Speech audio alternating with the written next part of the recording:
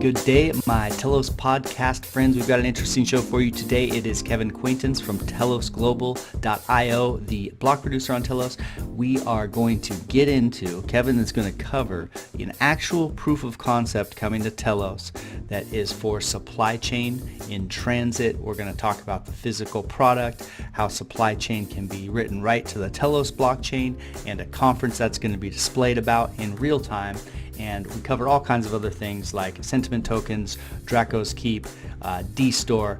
But the most interesting thing is this big time application and this proof of concept for supply chain and Telos. So fantastic podcast today. This is sponsored by Hybrid.Games, our sound engineer who makes this smooth sound coming through your ears. Thank you. Go check Scott at Hybrid.Games. Check out Hybrid.Games. And without further ado, I'm bringing to you Kevin Quaintance.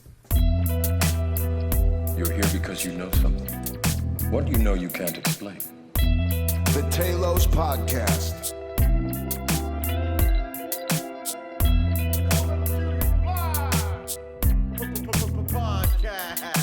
You stay in Wonderland, and I show you how deep the rabbit hole goes. Welcome to the show, Kevin. How are you doing today? Doing good, thanks. Yeah. And what's the most interesting going on in Telos right now? There's a lot of cool stuff going on in Telos right now. I still think that Telos is kind of a sleeping giant out there. Not a lot of people still know about Telos, and we're working on that. But Telos has done some great things. You know, we're known as the governance chain by many people. We still are enforcing governance every day on the chain, just making sure that the chain is always healthy and has the best VPs represented. But there's a lot of interesting things coming to Telos. You know, we did our TED plan, basically the Telos Economic Development Plan back in May, and I think that kicked out in June. And that really started a lot of progression of some new things to come. So I'm excited about, we're having DStor coming, which is our decentralized storage based on IPFS. We've got sentiment tokens coming pretty soon, which I think is very innovative. It's basically a way to, provide sentiment in transactions that you've had with other Telos users on the chain, so that it's kind of like a like-dislike type feature. And then, of course, we got dragons coming, which is very exciting. We're all excited about that. But I think you'll see a lot of these things are addressing needs on the chain, and you're going to continue to see more and more features rolling out on the Telos blockchain. Yeah, it's interesting that you brought up governance. That was a big part of the conversation. The podcast, this is podcast 13. Podcast 12 is going to launch right before this one, but it was a lot about governance, and that's there's such a big area there, such a hole to fill in blockchain that Telos is kind of filling this idea of actually a governed blockchain that doesn't remove the humans completely from the equation, because so much of blockchain has gone so far towards, we want Coda's law, we want everything completely removing humans from the decision making process, because but that overlooks the fact that we have a massive computer in our head, and we've been using it for 10,000 years, and it's well refined for decision making. So I love how Telos is actively governing, and it's been hugely successful so far. Much more successful than I think a lot of people were giving it credit for when it first before it had kind of proven itself in a couple different areas. Yeah, and I've been with the chain since we launched last December. Working, actually, I started with the project in October of last year. And I can't take a lot of the credit for that, but I do give a lot of kudos to the thought leaders behind Telos for really thinking through and taking time to set that and get that set, more or less right before we launched the chain, so that we had a good foundation that we can base our actions against. And that's turned out to be tremendously important and successful for our chain. And like I said, we execute it or exercise it weekly as we are attracting more and more people to the chain. Mm-hmm. What do you think the biggest area that governance is? Where do you think governance has had the biggest impact on Telos? Well, there's there's really several areas. I mean, the one that I'm closest to as a block producer on Telos is making sure that all the block producers are adhering to the requirements for block producers.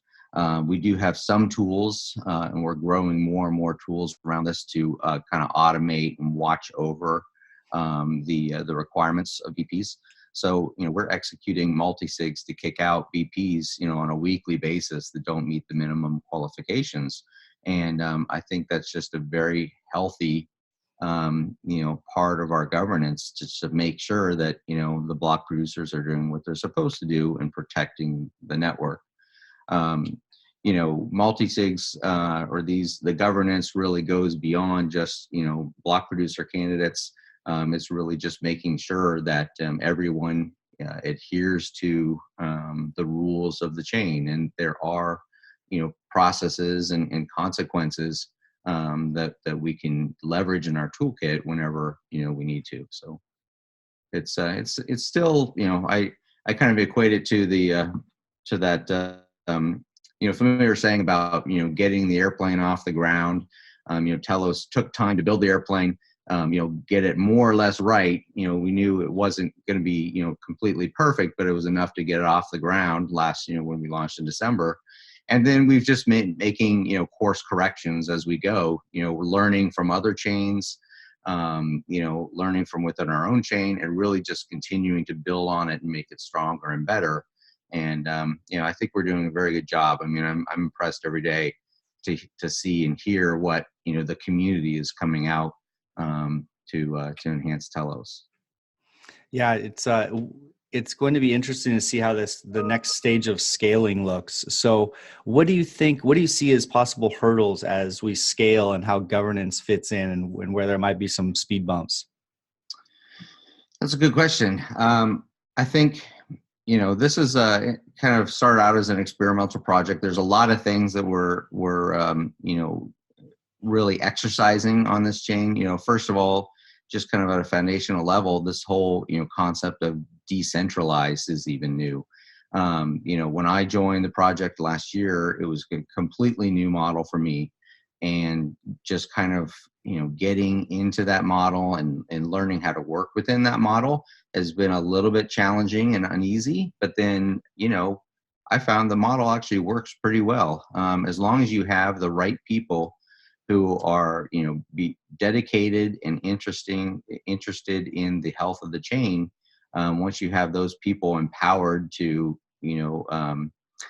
build and create and act in the best of the chain, it's actually, the model's working out pretty well for us. Mm-hmm. Yeah, I think that's the key, is having the incentives for the block producers to act in the best interest of the chain, and somehow continuing to tweak those, so those incentives continue to be aligned in the best interest of the chain. So yeah. But to answer a question about hurdles and bumps, I mean, the one that I'm, I guess, trying to keep an eye on is that as Telos grows and becomes more prominent and more people know about it, and if the Telos coin price continues to increase in value, we're going to be attracting more people to the chain, and that might bring the good and some bad. And so we're just going to be vigilant to watch out for any potential bad actors who become part of the chain, and be able to leverage our governance models to deal with that when it comes. So I think, to me, that's my biggest concern, is that as we become more larger and grow and the coin's value, we're going to attract all sorts of people with all sorts of different intentions. Mm-hmm. Yeah, that might take a lot of vigilant governance as there becomes more of a honeypot for people, for sure. So you mentioned DStor. Can you talk a little bit about that? Yeah. So DStor, I'm not one of the most active participants, but I have volunteered resources to help with that proof of concept. But DStor is basically based on IPFS, Interplanetary File System, and it's a decentralized storage model. So think about it like a Dropbox type solution, if you will. It's a place where you can store files and artifacts in a decentralized way. And so the best way to explain it is really that, folks who want to use this system might have so much amount of free storage, but, then they will be able to purchase additional storage with their Telos coins, and then, be able to use it like a Dropbox experience. And the people who run the IPFS swarm underneath, that's basically storing all these across all their swarm nodes, will be able to be compensated for that storage that they're essentially providing for the end users. So very exciting, and it's another critical piece for more projects that we're going to be building on top of Telos. Mm-hmm. Yeah, that does. So that sounds like a real easy way to explain it would be, like you said, a decentralized Dropbox, and the people running the swarm, or I guess it would be sometimes block producers running the swarm, are going to be getting paid by people who are wanting a premium service. It sounds like. Yeah, absolutely. It's just another way to, again, for people who want to provide infrastructure to support these products that are going to be running on Telos. They don't have to be a block producer to be a IPFS, DStor swarm, node. They can basically do that layered on top of being a block producer, or if they just want to focus on the DStor aspect, they can do that. What kind of infrastructure do you predict it'll take to run a swarm node, or run that infrastructure for that, for someone who's not a block producer? Obviously, storage is going to be the key aspect. I don't have the exact specs, but if you have a cloud connected node with a decent amount of horsepower in terms of CPU, memory, and storage, you'll be able to connect up to the swarm, and with IPFS, the way it works, just your storage will just get introduced into the swarm. The more storage you have, the better, obviously, but you could technically join the swarm with minimal amount of storage. So it's anybody who's got that type of infrastructure will be able to join. And what would be a good example of somewhere that a DApp that would use IPFS? Like, what's how's that tool fit into the DApp ecosystem? What's that going to enable DApp developers to do? Well, it's really, just think of it as a cloud storage type solution. So it's really, like I said earlier, it's a foundational service that we're going to really need to offer on the cloud for Dapps. So any application is going to have any significant storage requirement is going to need this type of a service. So blockchain itself can store small amounts of data on the blockchain, but really it's not meant for file storage. Like, as an example, all of our Telos governance documents are currently on an IPFS swarm that will probably may even evolve into DStor. But really, any app that's going to need to have some type of long-term storage will be a candidate for DStor. Interesting. Something else you talked about that you just touched on was the sentiment tokens. That's pretty new. So can you give an overview of what that is, kind of how that looks like it's going to be working? Yeah, absolutely. So we just released a statement on that recently. So that is true. But we've actually been working on this project for several months now. And really, it's probably the best example is like the Facebook like type thing. But really, we found that with all the transactions going on the chain, we really need some tool, a way to essentially rate or provide feedback on interactions that happen on that chain. Similar to I think of eBay as another example, where in eBay you basically rate both parties in the transaction. And, I, as an eBay user, will, look at that data when I'm considering doing a transaction with a seller or buyer. And that factors into, to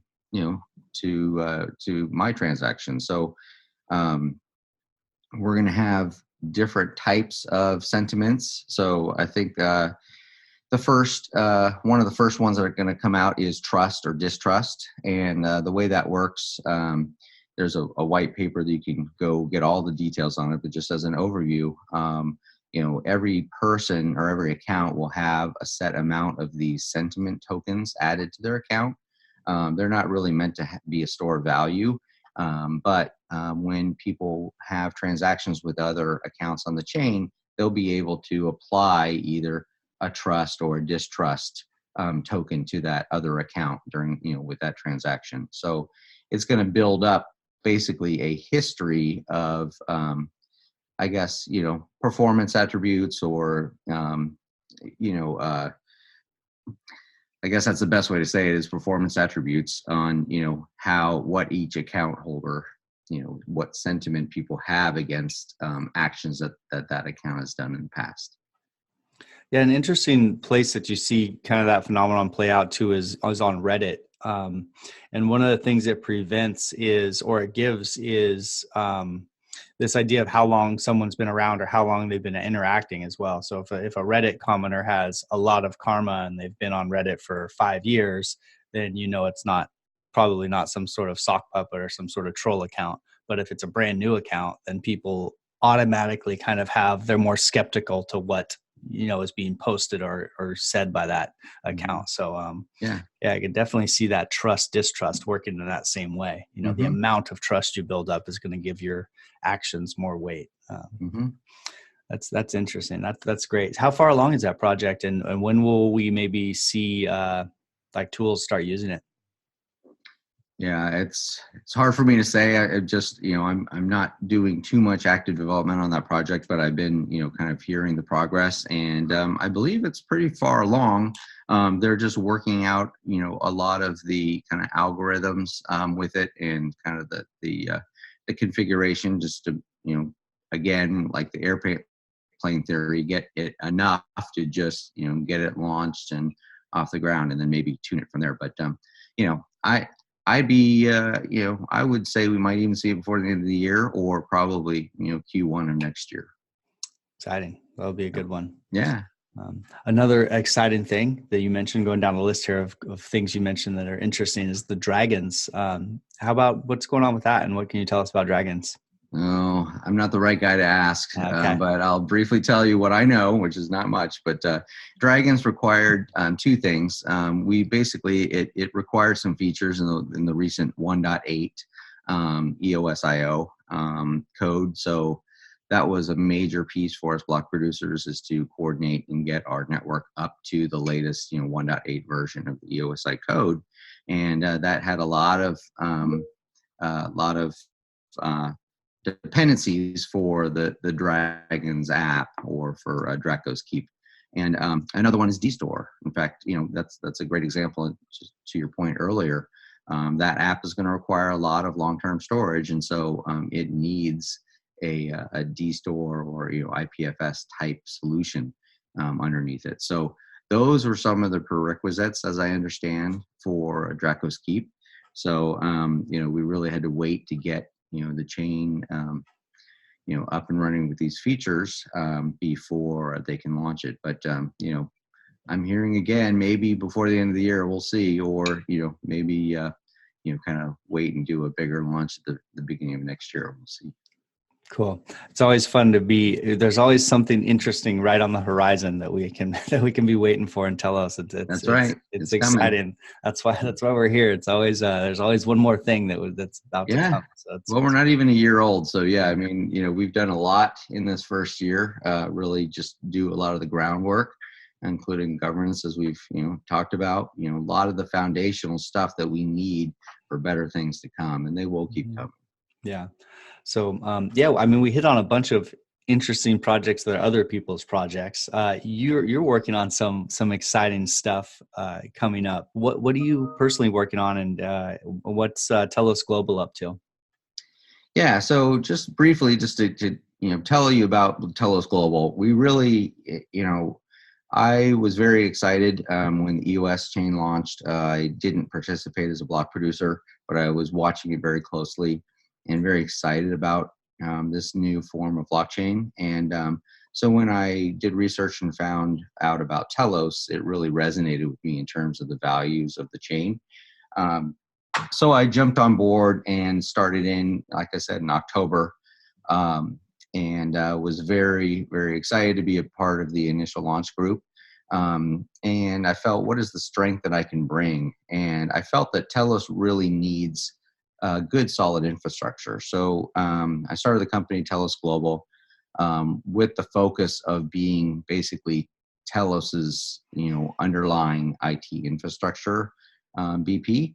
And so my philosophy is to make Telos available, around the globe. And so with that, I'm running probably, I think it's like 14 or 16 nodes now on the Telos mainnet, with the intent to have the best global coverage that I can provide. So today, I'm a U.S. based block producer. I have nodes in U.S. West, U.S. East. My block producer nodes are in yet another facility just for security purposes. And then I have a presence over in EMEA and a presence over in Asia too. So, my goal and my pledge is to keep, those nodes up and running so that, people have good Telos infrastructure servers that they can connect to as close as possible. So that's really the foundation, and spend a lot of time just maintaining that presence. It does take a lot of work, and I'm definitely dedicated to that. But beyond that, I've always been interested in the IoT world.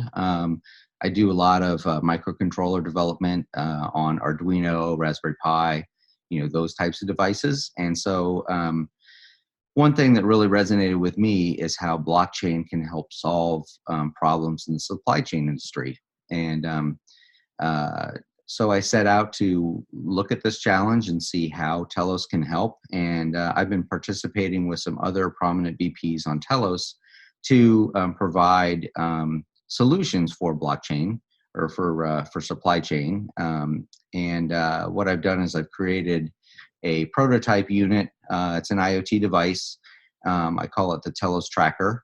And this device is essentially a little microcontroller that is meant to be mounted on, shipping trucks. In this particular use case, they're refrigerated trucks. And the use case is trying to monitor temperature, humidity, and vibration and location for cargo, essentially, that needs to be refrigerated along the route in the supply chain. So use case would be basically, if you take some food product, beef or some type of a meat that requires refrigerated during transport, they're going to load it onto a truck. This Telos Tracker device will be mounted on the truck and have temperature, humidity, vibration, GPS, sensors on it to basically ensure that the temperature inside that truck meets their standards from packing to unloading during the entire trip. So it's a very interesting use case. I did build some prototypes. I'm going to be demoing them down at a conference next month in November. And these devices essentially are pretty self-contained. They do require power from the vehicle, but they do have a cellular radio on them so that they can interact with the blockchain. And then they're going to be capturing the sensor data on a periodic interval, and then sending it up and getting it recorded on the Telos blockchain. So the exciting thing is we're going to be demonstrating this, and we're going to do a live type scenario where we're going to have a truck in the field during the event, and back in our booth we'll be capturing and showing statistics of this in real time. So I'm very excited about it. It's going to be really cool to see. Our intent with this proof of concept is not to become an IoT manufacturer. There's several solutions out there that will do this, but basically prototype this just to make sure that it interacts with our chain the way that we want. And really our secret sauce, if you will, is basically taking this data and being able to put it on the blockchain. The value add there is that for a supply chain vendor, their data will be, essentially recorded on the blockchain for partners and, for their customers and their manufacturing partners and so forth to view, essentially as like an independent audit of what actually happened during that transportation cycle. So it's very exciting. Like I said, there's a lot of other VPs involved. We definitely see supply chain as a very good candidate for blockchain, and we're actively pursuing that market. Yeah, that's a that's a really cool concept. And so just to wrap my head around that a little bit, it sounds like there is currently solutions to do kind of this tracking and monitoring of the supply chain. Obviously, they've probably put time and effort into that, but the change here, what you're proving is this can be sent directly to the blockchain, recorded directly on the Telos blockchain. So it sounds like that small step there is really big, and that there's probably I guess the goal here is to approach companies who already have this infrastructure in place and just say, hey, now we can put this on the blockchain as well and make it auditable as you go, essentially. Yeah, absolutely. Yeah, that's really the piece that we're trying to provide, is to show them, the value of having that data on a blockchain, show them, the process of it getting onto blockchain so they really understand, the end-to-end proposition. And we can help them solve that problem, not just the blockchain piece, but going back into the infrastructure side if they need to. But really, that is the goal, is to just, help the supply chain industry move onto the blockchain, because we see that that's one of the top strengths of a blockchain. Yeah. And do you plan to take that to market? Are you going to be part of a team that's going and approaching companies and trying to add this piece? Yeah, we are. We're actively pursuing contacts and relationships in that space. We are working with there's an alliance here in the U.S. called BITA, Blockchain in Transport Alliance, and they're one of the premier alliances in the supply chain space in the U.S. And they're actually going to be one of the main sponsors of the blockchain Expo that's going to be in Santa Clara in November. It's Blockchain Expo North America is the actual official name. You guys can find it. It's going to be in Santa Clara on November 13th and 14th. And we have a booth there. They're actually doing two kind of joined expos at the same time, one focusing here on the IoT space, and then they're also doing a joint one on AI, which will be interesting to see as well. But we'll be there demonstrating this device, working with partners in that space to try to see what opportunities we can help them get into the blockchain space. So that's November 13th and 14th, you said, in Santa Clara. And, that's correct. Yeah, yep. And I'm going to try to be out there as well. So awesome. Hopefully we'll get a little footage of that for anyone listening. You can look forward to that coming. And you said that BITA was involved. Is BITA blockchain agnostic? Are they have a relationship with Telos, or what's their organization look like? They're blockchain agnostic. They're really solving, really trying to help build standards around blockchain or supply chain, so that, as these companies are integrating blockchain solutions and so forth, there's going to be some synergy with these standards so that they can, leverage other people's data and so forth. I'm talking with a few companies in the space now. One is actually a trucking company that is looking to have this type of device and be able to put the data on the blockchain.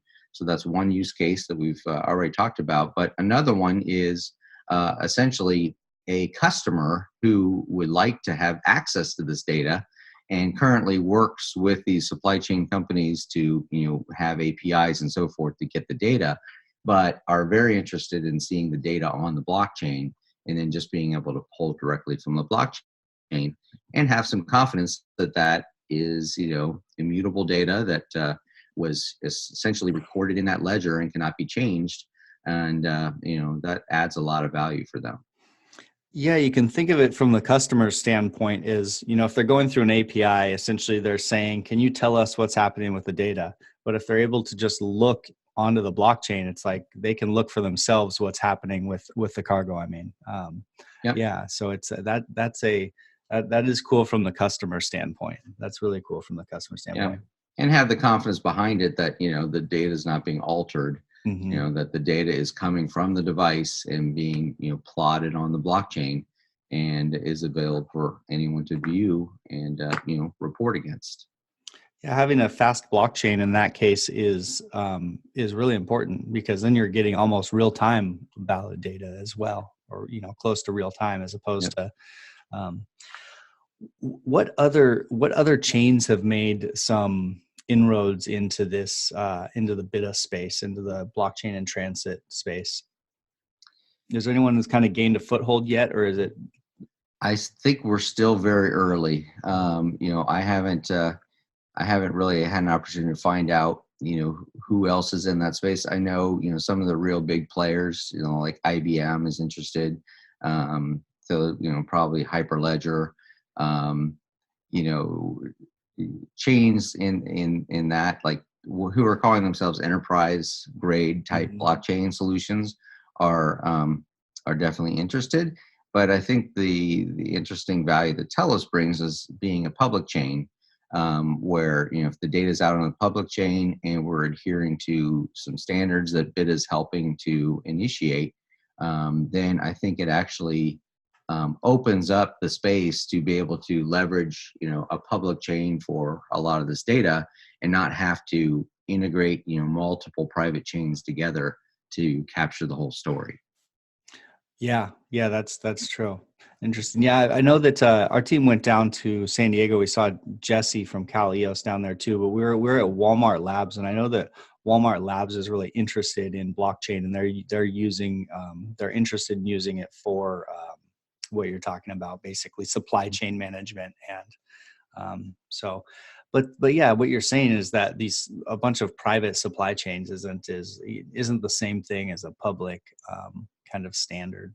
So yeah, and I think there's, definitely things that need to be worked out there, but, working in partnership with BITA, who's trying to put together standards for the space, and then, leveraging the public blockchain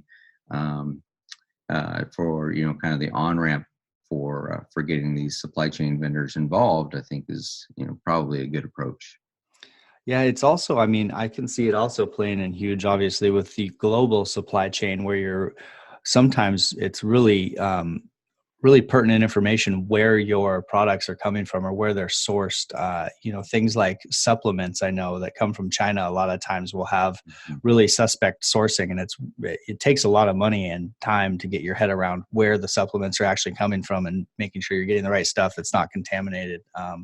So, I mean, there's all kinds of global use cases for it as well.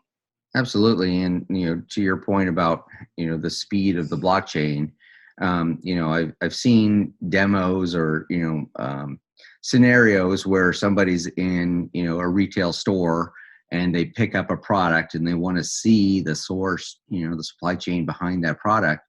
Or just, it would take tons of data to try to, build that up and have that ready to go. Whereas if you just scan a barcode on a product, and then the app in real time can query the blockchain and, go trail all the way back to the source. I mean, just think of the power that would be to the end user to really know, the sourcing behind the products that they're buying. I think it's, it makes a lot of sense. Yeah, that's amazingly powerful. That's an interesting way to think about it, because that has such a, I mean, that's such a big difference between if companies had to somehow gather all this data, get it like into a database, and then present it in a query to some person in a store. It's just, I mean, it's almost Right. unfathomable amount of work that would go into that. But if everyone's kind of independently recording stuff to the blockchain, and then the customer can just query this one spot, all of a sudden, yeah, that's a really feasible, easy, streamlined idea. You know, it takes out so many Absolutely. layers. Yeah. Yeah, I mean, it would definitely, I mean, it's a viable use case, once you bring blockchain to the mix. Yeah. There's a funny video that I saw somewhere about, a couple sitting down to a restaurant for dinner.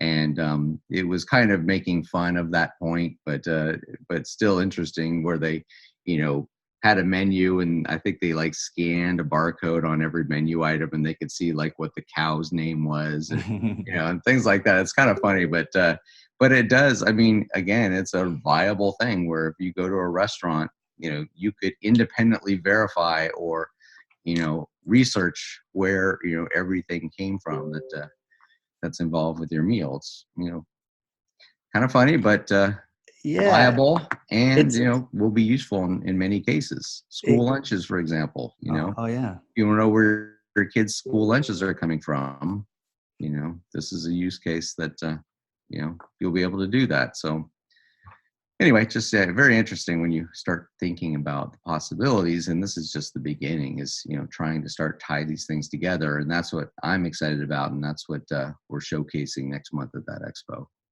Well, that's going to be killer. I'll put the link in the expo for the expo in the show notes so people can make sure they find it if they want to. It's going to be in Silicon Valley, Santa Clara. Yep. So, Yep. Something else that hits on kind of this bigger picture is, as communities have gotten so large, the internet has turned us into this global community. We can have, thousands, 10,000 friends type of thing, which is just crazy, not really manageable. Blockchain starts to bring the human interaction back, like kind of piece by piece in these different areas, where with reputation now you're more in the future you'll be more accountable to kind of how you act, in the same way that you used to be accountable to your neighbors. With these global communities, you don't have so much accountability. Blockchain starts to bring that human accountability back. It also brings back what you were hitting on there, is this idea of kind of knowing what you're getting and where it's coming from and who it's coming from and how it got there. If you went and got chicken and milk from your neighbors back in the day, you'd kind of know exactly where that came from. It's almost coming full circle. Now you can go get chicken and eggs, or whatever milk from the store, and you can see, even though there's millions of people interacting, you can kind of see that neighbor interaction coming back. So Yeah.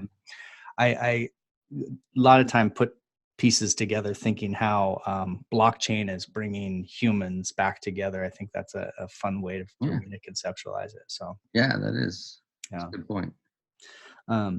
So the supply chain, I mean, the supply chain is such a natural inroad for Telos. I think, I mean, Telos is, I know we've talked about it a lot, going into doesn't have a specific niche, but I think the supply chain is a great area. Like, could be one of the first areas for killer Dapps along with games. What do you think? What do you kind of see coming next for Telos outside of supply chain and possibly gaming? What do you think is other places that Telos might get some early inroads? Yeah, that's a good question. I mean, there's so much greenfield, when you basically apply, the apps and the businesses that we, know and love today, and try to overlay that over a blockchain. There's so many options and possibilities. One area that I haven't done that much work yet, but I'm very interested about healthcare.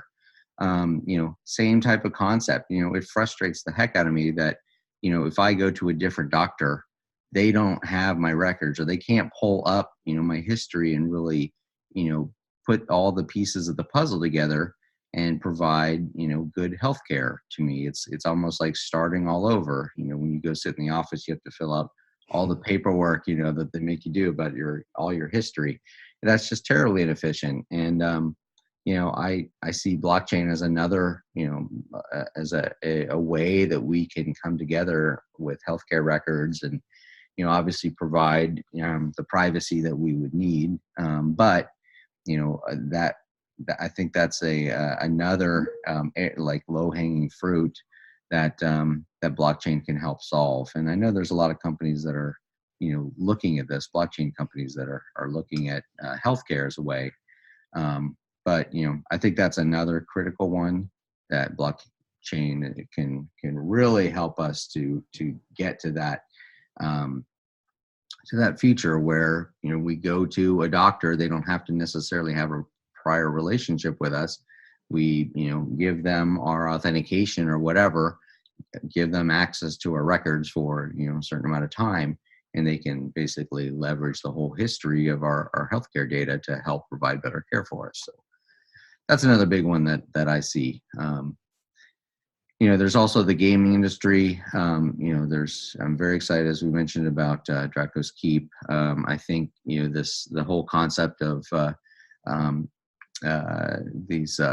gaming, the in-game content, if you will. I think blockchain helps, and there's companies that are helping to kind of tie together these in-game content and allow people to trade them and so forth. And I think Draco's Keep is going to have some kind of a platform similar to that where folks can come and start be like a marketplace for in-game assets. So that's another I think fun venue. But there's obviously finance.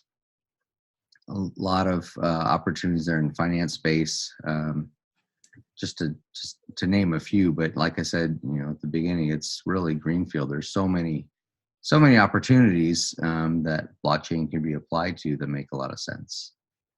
Yeah, absolutely. Shout out to Crypto Lions. I know they're a Telos block producer, but their simple assets, simple market, works really well. I've used it actually. I've traded, Okay. I've bought and sold some resources on there, some NFTs. Yeah, and it's worked well. It's cool. It's in the very beginning stages, but it actually functions. And there's a few people buying and selling stuff for games on there. So it's so that's been a cool little tool to use. Yep.